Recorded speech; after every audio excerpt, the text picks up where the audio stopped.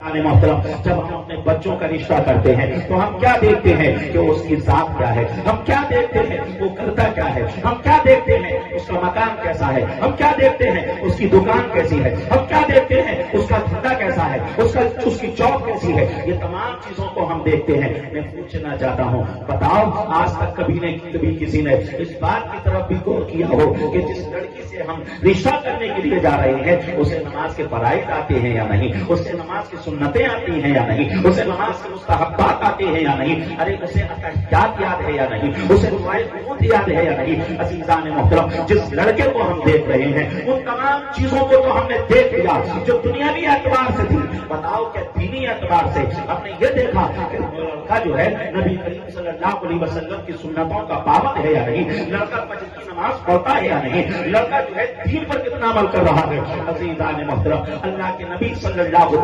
علیہ وسلم نے ارشاد فرمایا، اگر تم چاہتے ہو کہ تمہاری شادی کے بعد کی زندگی کامیاب ہو تو اس کا بہترین طریقہ یہ ہے شادی سے پہلے تم دین والی لڑکیوں کو اختیار کرو، تم دین والے لڑکوں کو اختیار کرو، پھر کیا ہوگا، تمہاری زندگی کامیاب ہو جائے گی۔ اور